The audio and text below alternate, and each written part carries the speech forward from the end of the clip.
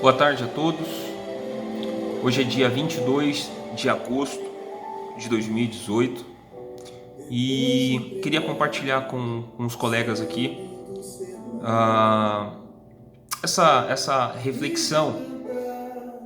E curioso que essa canção que está tocando ao fundo, ela pergunta ou ela traz a seguinte mensagem: quem é você? Quem é você é o nome da música.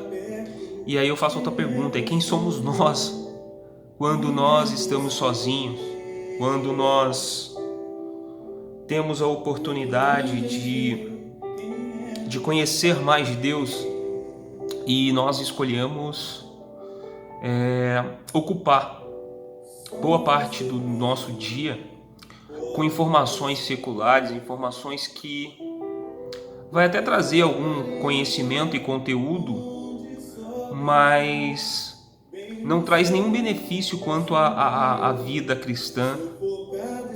E eu tô falando isso não para pessoa que não tem um compromisso, um relacionamento com Deus.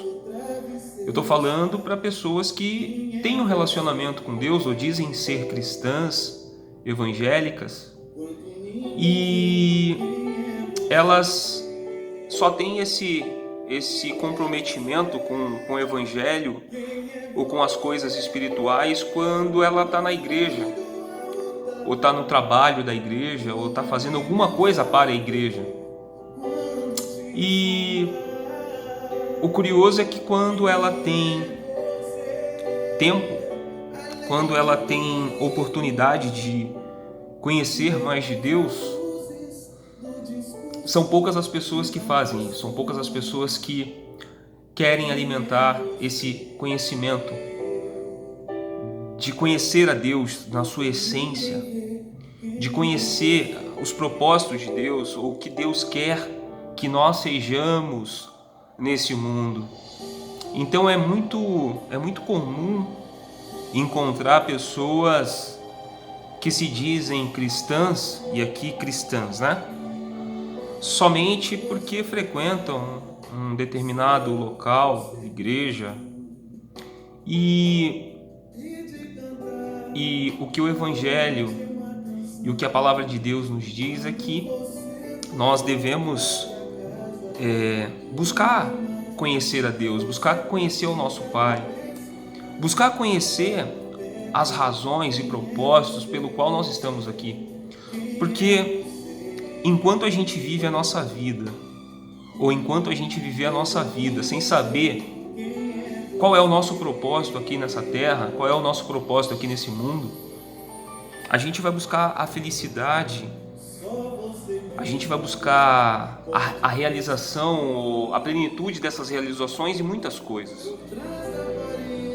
E você pode ter certeza que nenhuma delas vai satisfazer 100% o homem, porque isso não é possível. Deus ele colocou essa necessidade de nós não sermos 100% realizados nas coisas desse mundo, mas de sermos 100% realizados quando nós descobrimos quem nós somos nele. E enquanto a gente vive uma vida de descobertas, ou quando nós vivemos uma vida em função das coisas que nós queremos, deixa eu só abaixar um pouquinho aqui. Quando nós vivemos uma vida em função das nossas necessidades, quando nós vivemos uma vida pensando no nosso futuro, não que isso seja uma coisa ruim, nós devemos pensar no nosso futuro, mas nós não devemos esquecer que mesmo na nossa vida, que Deus nos deu, Ele tem propósito para a gente. E o propósito não é a gente viver uma vida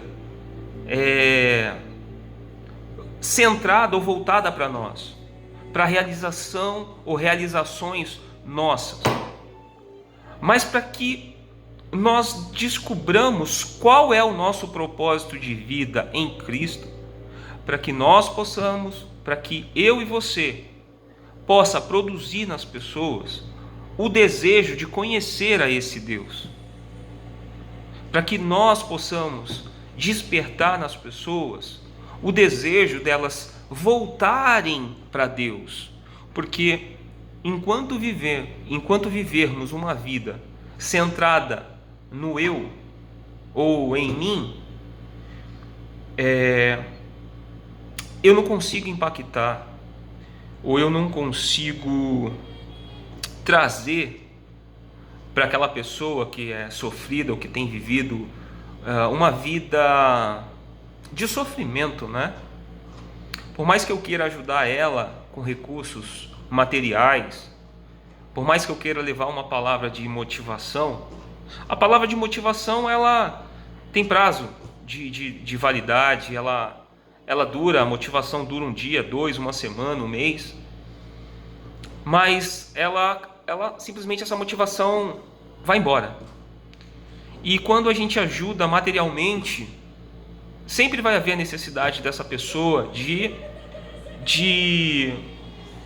buscar, ou sempre vai haver nessa pessoa mais necessidades, né?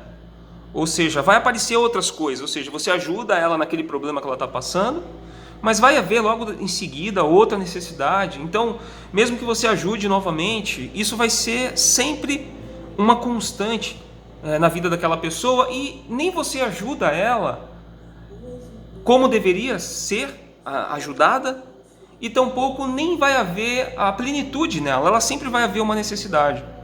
Não estou dizendo aqui para a gente deixar de ajudar, estou dizendo que nós precisamos encontrar o nosso propósito em Deus, em Cristo, para poder levar essa mesma coisa que nós recebemos, se é que nós recebemos, se é que alguns receberam, porque nós não devemos levar somente um Deus que vai transformar a questão exterior, mas levar um Deus realmente que muda o interior dessa pessoa, que transforma caráter, que faz com que as pessoas enxerguem o pecado dela e queiram deixar de viver essa vida de pecado, dessas escolhas erradas. Então nós precisamos impactar essas pessoas com o Evangelho, com a palavra de salvação, com a palavra de confronto contra o pecado dela, e não contra a pessoa em si, mas contra o pecado dela, e fazer com que ela fique desconfortável com a vida de pecado que ela está vivendo, não com a vida de miséria que ela está vivendo. Nós precisamos impactar, ou nós precisamos ser essa referência de Cristo, para que as pessoas, ao olharem para nós, elas percebam um caráter renovado, pessoas diferentes, pessoas que acolhem, pessoas que amam, mas pessoas que simplesmente não a excluem porque o pecado dela é diferente do meu. Então eu me aproximo das pessoas para mostrar o amor de Cristo, aquele que me resgatou, aquele que me transformou, aquele que me fez nova criatura, aquele que mudou os meus hábitos, os meus costumes, os meus vícios. Tudo aquilo que eu era antes refém e escravo, em Cristo Ele me fez livre. Então, o título dessa canção, como eu disse, é Quem é Você? Então, quem sou eu? O que eu produzo de conteúdo cristão? Quem sou eu? O que eu produzo do Evangelho? O que o Evangelho que entrou em mim transforma as pessoas ao meu redor, transforma o ambiente no qual eu estou inserido. Porque se o Evangelho ele não muda o ambiente que você está inserido, será que realmente nós temos vivido o Evangelho de Cristo? Porque onde chega a palavra de Deus, aí é transformação, aí tem que haver mudança. As pessoas elas têm que se sentir incomodadas, não porque você é cristão, mas porque você reluz tanto a luz de Cristo, do Senhor Jesus, que ela se sente incomodada do pecado que ela é escrava, de que ela é refém. E é esse o papel do Evangelho na vida do verdadeiro cristão. Ele tem que transformar o ambiente que ele está inserido, não de transformar falando, esfregando o erro da pessoa na cara dela, mas mostrando um caráter renovado em Cristo Jesus. As pessoas precisam olhar para nós e ver a luz. Elas precisam ver em nós a oportunidade que ela precisa. Mas não que nós sejamos essa esperança, mas que o Cristo que nós conhecemos e que nós estamos agora refletindo, reflita isso para ela, para que ela busque esse Cristo. E é diferente de nós apresentarmos uma igreja, é diferente de nós apresentarmos uma religião. A nossa palavra passa a trazer e produzir nela vida. A nossa palavra, ela precisa produzir frutos aonde a gente estiver. Seja no ambiente de caos, seja no ambiente de festa, seja no muito, seja no pouco. O que nós temos que produzir é vida. Nós precisamos ser mais amor de acolher do que ser as pessoas que apontam os erros. Lembrando, se eu sou cristão de verdade, se o Cristo me resgatou, se o Cristo me salvou, se eu olho para a cruz e vejo reconciliação, perdão, arrependimento, isso precisa ser produzido nas nossas vidas a partir de então. Então, quando as pessoas olharem para nós, que elas possam ver o Cristo que nos transformou, que nos resgatou do pecado, e não que sejamos críticos quanto ao pecado dela, mas que nós possamos causar no pecado dela o desconforto. Que ao olhar para nós ela possa dizer o seguinte: pô, peraí, se o Leandro, se essa pessoa conseguiu, peraí, tem chance para mim. Porque a palavra de Deus, ela vem para transformar, ela vem para mudar. Então, que nós possamos avaliar quem nós temos sido dentro do Evangelho, dentro da palavra de Deus, quem nós temos sido em Cristo. Porque se a gente não provoca desconforto no pecado da pessoa, tem alguma coisa errada e a gente precisa avaliar, porque o erro não é a pessoa, mas é o que nós temos mostrado para ela. Tá bom? Então que você possa, junto comigo, refletir e que possamos juntos refletir nesta palavra. Se você quiser comentar alguma coisa, se quiser me chamar, estou à disposição e até uma próxima.